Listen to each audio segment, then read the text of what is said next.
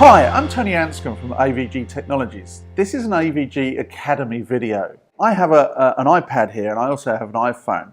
Now this came up in my household when actually two of us have iPhones. And I was kind of curious of how can we share our music? So I started looking around and trying to work out what settings we need to do so that we can stay private, i.e. our messages are our own, but also that we could share our music and share apps between the two of us and enjoy that experience. So we're going to look at how to set up a second iOS device and make it completely private for content, but also share all the music and apps between the two devices. So here we go. Let's use an iCloud email address just for simplicity of demonstrating how to do this. And we're going to click next.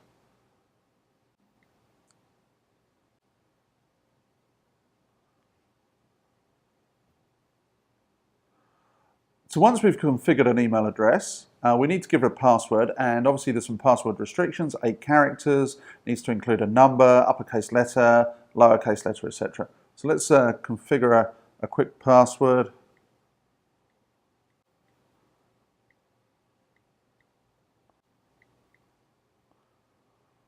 So once we've configured our own password, then it's going to ask me a bunch of security questions.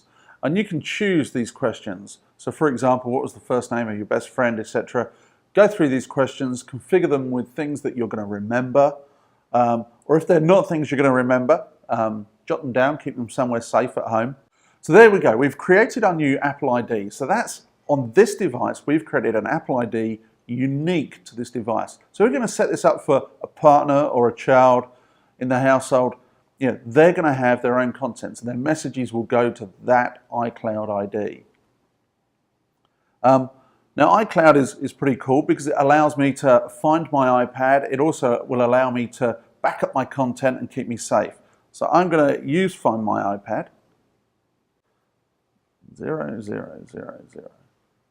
So I'm creating a passcode to keep the device secure so that anybody that picks the device up, it's going to ask for a PIN number immediately.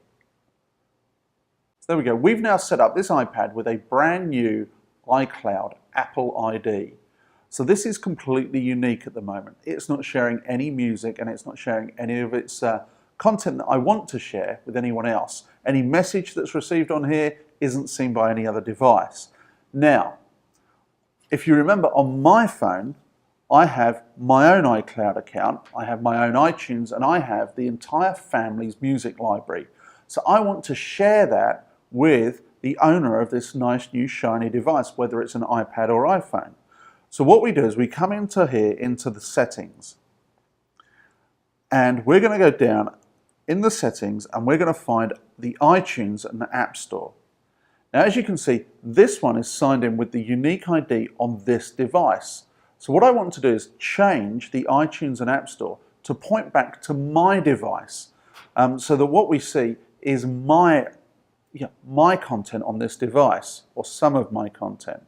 So what we're going to do is sign out and put a different ID in here.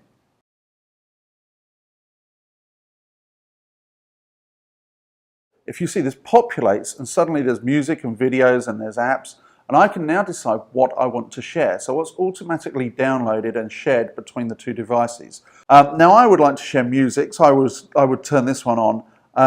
I don't want to share apps. Maybe some apps that I run are personal to my phone or etc. on this device. Maybe I don't want to see all the apps my kids are running and games they're running.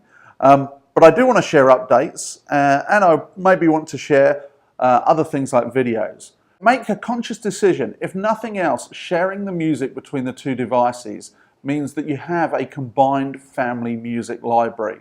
Now I don't listen to all the music my son listens to, but I certainly listen to some of it and he listens to some of the music I listen to. So this is going to be a good thing. So once you've done that and you're happy, if we now go out and look at the iTunes store and we go all the way to the bottom of the iTunes store, we can actually see who I'm signed in as. So you can see here, I'm actually signed in with the same ID that I just configured in the settings. But actually, if I go out of here and I look at iCloud,